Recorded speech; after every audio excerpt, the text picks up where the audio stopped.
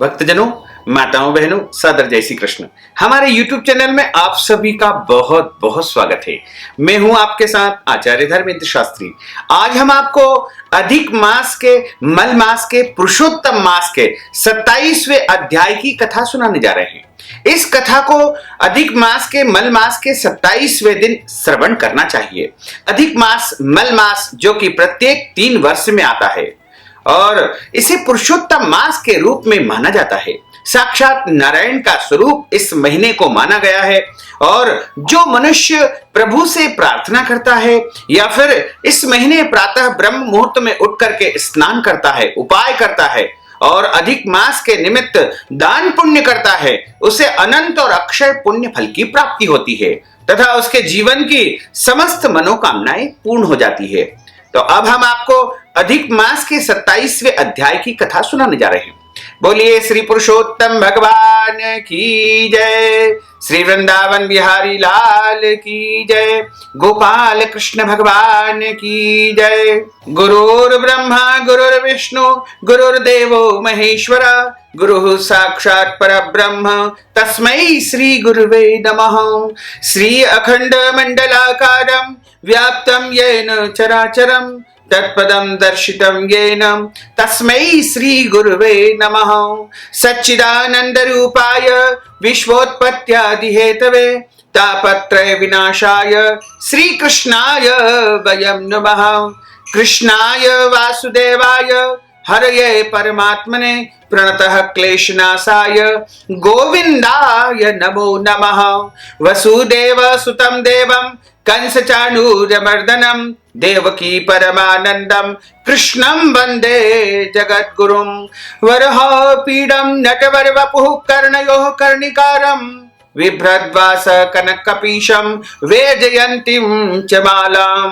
रन्ध्रान् वेणोर्धर सुधया पूरयन् गोपवृन्दैः वृन्दारण्यं स्वपदरमणं प्राविशत गीतकीर्तिः। करारविन्देन पदारविन्दं मुखारविन्देन विनिवेशयन्तीं वटस्य पत्रस्य पुटेशयानं बालं मुकुन्दं मनसा स्मरामि। जय जय श्री राधा रमण, जय जय नवल किशोर, जय गोपी चित चोर प्रभु, जय जय माखन चोर। मात मेरी श्री राधिका, पिता मेरे घनश्याम, इन दोनों के चरणन में मेरा बारंबार प्रणाम, मेरा बारंबार प्रणाम, मेरा बारंबार प्रणाम। मोहिनी मूरत श्याम की वो मन रही समाय, जो मेहंदी के पात में लाली रही समाय।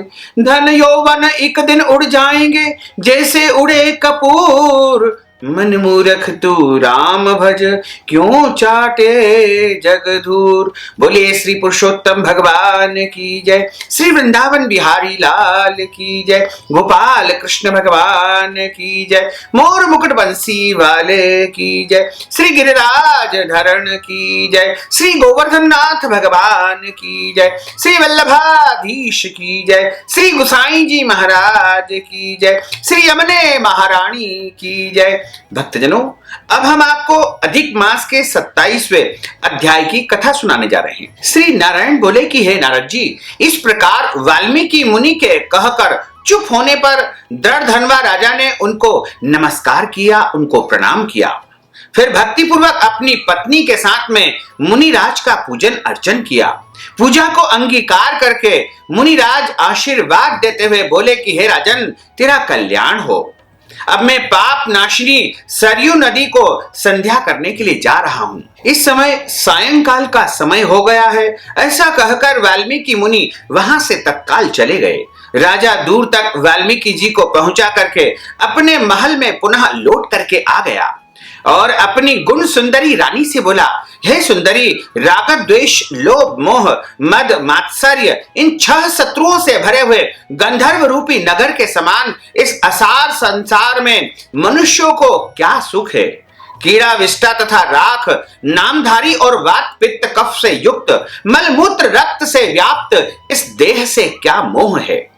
हे प्रिय, मैं इस क्षण भंगुर शरीर से ध्रुव पदार्थ की भांति के लिए प्राप्ति के लिए पुरुषोत्तम भगवान का स्मरण करके वन को जा रहा हूं। यह सुनकर के पतिव्रता गुण सुंदरी विनय से नम्रता पूर्वक दुखित होकर के हाथ जोड़ करके अपने पति से बोली, हे भूपते, मैं भी आपके साथ चलूंगी, क्योंकि पतिव्रता स्त्रियों को तो पति ही देवता है। जो स्त्री पति के चले जाने पर पुत्र के घर में निवास करती है, वह पुत्र वधू के अधीन होकर के पराये घर में श्वान यानी कुतिया की भांति लानत व फटकार आदि सहते हुए निवास करती है। पिता, भाई और पुत्र सभी थोड़ा ही साथ देते हैं, परंतु सब कुछ वस्तु देने वाला एकमात्र पति ही होता है। तो फिर ऐसे पति भर्ता के साथ कौन सी स्त्री न जाएगी। इस प्रकार अपनी प्रिया के वचन मान करके पुत्र को राज्य का अभिषेक करके यानी राजा बना करके प्रिया के वचन के साथ में स्त्री सहित शीघ्र ही मुनियों की भांति वह राजा वन में चला गया। दोनों स्त्री पुरुष हिमालय के निकट गंगा तट पर निवास करने लगे।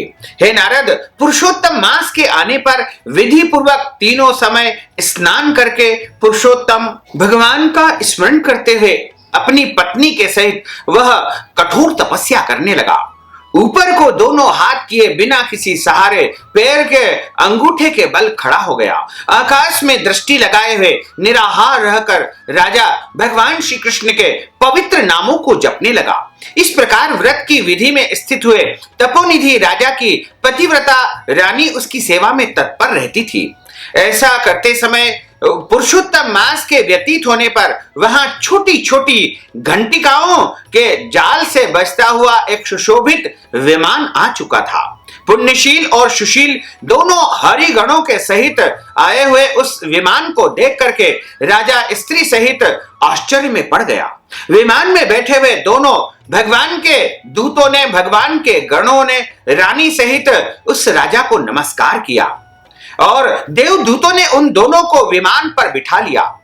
अपनी पत्नी के सहित राजा विमान पर बैठ करके सुंदर दिव्य शरीर धारण करके शीघ्र ही गोलोक धाम को चला गया। इस प्रकार राजा पुरुषोत्तम मास में तप करके निर्भय लोक में जाकर के भगवान श्री हरि के निकट रह करके आनंद प्राप्त करने लगा। राजा की पतिव्रता स्त्री भी पुरुषोत्तम मास में तप करते हुए अपने पति की सेवा करती हुई वह पति लोक को चली गई। श्री नारायण बोले कि हे नारद जी, मेरे एक जिह्वा है, अतः इस समय मैं उसका क्या वर्णन करूं। इस पृथ्वी पर पुरुषोत्तम मास के समान अन्य कुछ भी नहीं है। हजारों जन्म तक तप करने से भी वह महान फल प्राप्त नहीं होता है जो पुरुषोत्तम मास के नियम तथा उसके सेवन करने से प्राप्त होता है। पुरुषोत्तम मास में भूल कर भी उपवास, दान, स्नान और जप करने से जन्म जन्मांतर के पाप दोष नष्ट हो जाते हैं। यानी कोई गलती वश भी यदि स्नान कर लेता है, उपवास कर देता है या दान कर लेता है तो भी उसके समस्त पाप दोष नष्ट हो जाते हैं। जैसे पुरुषोत्तम मास में अनजाने एक बंदर ने 3 दिन तक स्नान करने से पूर्व जन्म के सब प्रकार के पाप समूह को नाश कर दिया था और वह भी दिव्य शरीर धारण करके विमान में चढ़ करके वृद्धावस्था तथा मृत्यु से रहित होकर दिव्य लोक को प्राप्त हो गया। इसलिए यह सब मासों में अत्यंत श्रेष्ठ पुरुषोत्तम मास है। जो दुष्ट बंदर भी अनायास हरि भगवान को प्राप्त हो गया। जो इस पावन और पवित्र पुरुषोत्तम मास का सेवन नहीं करता है, इसके नियमों का पालन नहीं करता है, वह इस संसार में महामूर्ख कहलाता है। और वो लोग धन्य है, वो लोग कृतार्थ है जो पुरुषोत्तम मास में प्रतिदिन प्रातः ब्रह्म मुहूर्त में स्नान करते हैं तथा इस मास में देव पूजन करते हैं, दान पुण्य करते हैं और उनका इस संसार में आना सफल हो जाता है। इस प्रकार जो है नारद जी बोले कि वेद में संपूर्ण अर्थों का साधन मनुष्य जन्म कहा गया है, परंतु बंदर भी अनजाने बंधन से मुक्त हो गया। ये बड़े आश्चर्य की बात है। हे तपोनिधे, हे महर्षि, सब लोगों के हित के लिए यह कथा भी आप मुझसे कहिए कि उस बंदर ने 3 रात्रि कहां पर स्नान किया था और वह कहां पर निवास करता था और उसको किस कारण से पुरुषोत्तम मास का वह श्रेष्ठ फल प्राप्त हुआ था। यह सुनने की मेरे अंदर बहुत ज्यादा जिज्ञासा है, अतः आप कृपा करके विस्तार पूर्वक मुझसे कहिए, क्योंकि मुझे आपके मुख से कथा रूपी अमृत सुनते सुनते तृप्ति नहीं हो रही है। श्री नारायण बोले कि केरल देश में कोई एक ब्राह्मण निवास करता था और एक ब्राह्मण मधुमक्खियों की तरह नित्य प्रति धन एकत्रित करने में लगा रहता था। वह बड़ा लालची था और बहुत कंजूस था। इस कारण पूरे जगत में उसका नाम कदर्य नाम से विख्यात हो गया। उसके पिता का रखा हुआ पहला जो नाम था वह चित्र शर्मा था। उसने श्रेष्ठ अन्न और वस्त्रों को कभी भी नहीं भोगा था। उस दुर्बुद्धि ने कभी हवन नहीं किया था, कभी कोई दान पुण्य नहीं किया था, कभी भी उसने पितरों के निमित्त श्राद्ध कर्म या ब्राह्मण को भोजन नहीं करवाया था। अपनी ख्याति के लिए उसने कभी भी कोई ऐसा कर्म नहीं किया था। स्त्री पुत्रादि का भी उसने पालन नहीं किया था। अन्याय से एकत्रित किए हुए धन को पृथ्वी में गाड़ दिया था। न कभी माघ मास में तिल का दान किया, न कार्तिक मास में उसने कभी भी दीप दान नहीं किया था। कभी भी उसने ब्राह्मणों को दान पुण्य नहीं किया था, न ही उसने ब्राह्मणों को भोजन भी नहीं करवाया था। वैशाख महीने में अन्नदान और व्यतिपात में स्वर्ण दान तथा वेदृति योग में चांदी का दान भी उसने नहीं किया था। सूर्य संक्रांति में भी कभी उसने दान नहीं किया था। चंद्र और सूर्य ग्रहण में भी कभी उसने जप तथा हवन आदि कर्म नहीं किए थे। वर्षा वायु धूप से दुखित दुबला काला शरीर, आंखों में आंसू भरकर सब जगह दीन वचन बोलता फिरता था। वह मूर्ख धन के लोभ से सदा पृथ्वी पर विचरण करता था। बार बार कहता था कि मुझ गरीब ब्राह्मण को कोई कुछ तो दे दो।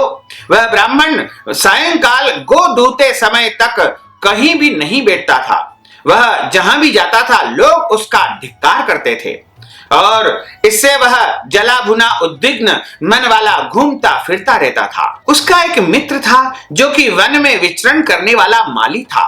कदर्य ब्राह्मण उससे बार बार रो रो करके अपना दुख कहता था कि नगर निवासी लोग मेरा बड़ा तिरस्कार करते हैं, मेरा अपमान करते हैं, अतः इस नगर में मेरा रहना अब उचित नहीं है। इस प्रकार कदर्य ब्राह्मण की अत्यंत दीन वाणी को सुन करके माली को दया आ गई। शरण में आए हुए ब्राह्मण को दीन जान करके दया करता हुआ माली बोला कि हे कदर्य, तुम मेरी इस बाड़ी में निवास करो। सब लोगों से तिरस्कृत ब्राह्मण कदर्य माली का वचन सुनकर के आनंद से उसके बगीचे में उसकी बाड़ी में निवास करने लगा। नित्य उस माली के साथ निवास करता और उसकी आज्ञा का पालन करता था, जिससे वह उस माली का विश्वास पात्र हो गया।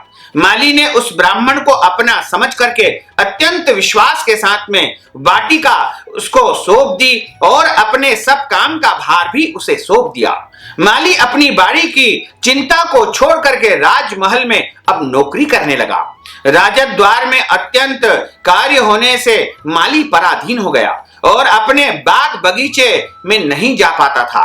इधर कदर्य फलों को निर्भय होकर के आनंद से खूब खाता था और बाकी के बचे हुए फलों को बेच देता था और उनकी बिक्री का सब धन जो है निर्भय होकर के स्वयं ही रख लेता था। जब कभी माली पूछने लगता तो उसके आगे झूठ बोलता था कि मैंने नगर में फिर फिर करके भिक्षा मांग मांग करके वह खा करके अपने जो है दिन रात तुम्हारे बगीचे की रक्षा की है और मेरे पीछे से बाड़ी के फलों को पक्षी आकर के खा जाते थे। देखो बाड़ी की रखवाली करते हुए मैंने कितने पक्षियों को मार दिए हैं, जिनके मांस और पंख सब जगह पड़े हुए हैं। माली उनको देख करके उसकी बात पर विश्वास करके वहां से पुनः राजमहल में अपनी नौकरी के लिए चला जाता था। इस तरह बुढ़ापे से जर्जर शरीर वाले दुर्बुद्धि कदर्य को रहते हुए 87 वर्ष व्यतीत हो गए। वह मूर्ख बुद्धि कदर्य की वहां पर मृत्यु हो गई। उसे लकड़ी और अग्नि तक नहीं मिली। बिना भोगे पाप नहीं मिटते हैं, ऐसा वेदों में तथा पुराणों में और विद्वानों के द्वारा बताया गया है। वह ब्राह्मण मरने पर हाहाकार करता हुआ यम दूतों के मुद्गरों की मार खाता हुआ महाभयंकर यम मार्ग को चला गया। अपने किए हुए कुकर्मों को याद करके वह प्रलाप करने लगा। अहो मेरी दुर्बुद्धि मृग तृष्णा जैसी हो गई है। इस पवित्र भारत खंड में देवताओं को भी दुर्लभ ऐसा मनुष्य देह प्राप्त हुआ। जो धन के लोभ में फंस करके मैंने कुछ भी नहीं किया है, व्यर्थ ही जन्म को गंवा दिया है। और जो मैंने बहुत दिन तक धन एकत्रित किया था वह भी सब दूसरों का हो गया। इस समय में पराधीन होकर काल के पास में बंधा हुआ क्या कर सकता हूं। मनुष्य जन्म प्राप्त करके कुछ भी शुभ कार्य नहीं किया है, न कभी दान किया है, न कभी पुण्य किया है, न कभी ब्राह्मणों को अन्नदान किया है, न कभी ब्राह्मणों को भोजन करवाया है, और कभी हवन नहीं किया है, तपस्या नहीं की है, न माघ मास में मकर के सूर्य में गंगा स्नान भी कभी नहीं किया है, न पुरुषोत्तम मास के अंत में 3 दिन का उपवास भी नहीं किया है, न कार्तिक मास में तारागणों के रहते समय प्रातःकालीन स्नान भी नहीं किया है। मैंने पुरुषार्थ का देने वाला मनुष्य शरीर भी खा पी करके पुष्ट नहीं किया है। आश्चर्य है कि मेरा एकत्रित किया हुआ सब धन पृथ्वी में ही गड़ा का गड़ा ही रह गया। मुझ दुष्ट बुद्धि ने जीवन पर्यंत जीवों को कष्ट दिया है। मैंने कभी भी अपनी जठराग्नि को अन्न से तृप्त नहीं किया है, कभी भी खर्च करके श्रेष्ठ वस्त्रों को शरीर पर धारण नहीं किया है, न समाज के लिए मैंने कभी धन खर्च किया है, और मैंने परोपकार का पुण्य का कोई भी कार्य नहीं किया है। न परिवार को, न बंधु बांधवों सहित बहन, भांजा, जमाई, पुत्री, पिता, माता, छोटे भाई, पतिव्रता स्त्री, देवता और ब्राह्मण आदि किसी को भी संतुष्ट नहीं किया है, और न मिठाई आदि से एक बार भी किसी को मैंने तृप्त नहीं किया है। इस प्रकार विलाप करते हुए ब्राह्मण को यमराज के दूत यमराज के निकट लेकर चले गए। चित्रगुप्त उसके शुभ अशुभ कर्मों को देख करके अपने स्वामी धर्मराज से बोला, महाराज, धन का लोभी यह कदर्य ब्राह्मण अधम है, और इसने माली का विश्वास पात्र बन करके उसके साथ विश्वासघात किया है। यह स्वयं फलों को चुरा करके खाता था और शेष चुराए हुए फलों को धन के लालच में बेच देता था। अतः इसके ऊपर पहले फल चुराने का पाप है, दूसरा इसके ऊपर विश्वासघात करने का पाप है। ये दोनों ही बड़े उग्र पाप है, और इसके और भी अनेकों पाप है। श्री नारायण बोले कि हे नारद जी, चित्रगुप्त के वचन को सुनकर के धर्मराज अत्यंत क्रोधित हो गए और बोले कि इसे 1000 जन्म तक बंदर की योनि में रखो, इसके बाद इसे विश्वासघात का जो है फल प्राप्त होगा। यानी जो इसने विश्वासघात किया है उसका फल बाद में इसे प्रदान करेंगे। इस प्रकार अधिक मास के, मल मास के और पुरुषोत्तम मास के 27वें अध्याय की कथा का यहाँ पर समापन होता है। बोलिए श्री पुरुषोत्तम भगवान की जय, श्री वृंदावन बिहारी लाल की जय, गोपाल कृष्ण भगवान की जय। अच्युतम केशवम राम नारायणम कृष्ण दामोदरम वासुदेवम हरे, श्रीधरम माधवम गोपिका वल्लभम, श्री जानकी नायकम श्री रामचंद्रम भजे, जानकी मनोहरम सर्वलोक नायकम श्री शंकरादि सेवितम, पुण्य नाम कीर्तनम श्री राम राम राम राम राम नाम तायकम, राम कृष्ण वासुदेवा भक्ति मुक्तिदायकम, राम कृष्ण वासुदेवा भक्ति मुक्तिदायकम, राम कृष्ण वासुदेवा भक्ति मुक्तिदायकम, राम कृष्ण वासुदेवा भक्ति मुक्तिदायकम। बोलिए श्री पुरुषोत्तम भगवान की जय, श्री वृंदावन बिहारी लाल की जय, गोपाल कृष्ण भगवान की जय, श्री गोवर्धन नाथ भगवान की जय, श्री गिरिराज धरण की जय, श्री वल्लभाधीश की जय, श्री यमुने महारानी की जय। धर्म की जय हो, अधर्म का नाश हो, प्राणियों में सद्भावना हो, विश्व का कल्याण हो, सनातन धर्म की जय हो, गौ माता की जय हो, नगर बस्ती की जय हो, आज के आनंद की जय हो, कल के आनंद की जय हो, परसों के आनंद की जय हो, बरसों बरसों के आनंद की जय हो। ओम नमः पार्वती पते, हर हर महादेव हर। भक्तजनों, माताओं, बहनों, आपको हमने जो ज्ञानवर्धक कथा सुनाई है, कथा सुनने के बाद यदि आप दक्षिणा प्रदान करना चाहते हैं, अन्नदान के निमित्त धन राशि देना चाहते हैं, गौदान करना चाहते हैं, या गौदान के निमित्त धन राशि प्रदान करना चाहते हैं, या फिर पुरुषोत्तम मास, अधिक मास, मल मास के निमित्त दान पुण्य करना चाहते हैं, मालपुए का दान करना चाहते हैं, पात्र दान करना चाहते हैं, कांसे के बर्तन का दान यदि आप करना चाहते हैं, तो इसके लिए आप हमारे पेटीएम के माध्यम से, गूगल पे के माध्यम से, फोन पे के माध्यम से या अकाउंट नंबर के माध्यम से सीधे सीधे धनराशि हम तक पहुंचा करके अधिक मास पुरुषोत्तम मास का संपूर्ण पुण्य फल आप प्राप्त कर सकते हैं। साथ ही इस ज्ञानवर्धक वीडियो को अधिक से अधिक लोगों को शेयर करिएगा, लाइक करिएगा, कमेंट करिएगा और यदि अभी तक आपने सब्सक्राइब नहीं किया तो अभी और इसी समय सब्सक्राइब अवश्य कर लीजिए। आपको और आपके पूरे परिवार को सादर जय श्री कृष्ण, सादर धन्यवाद।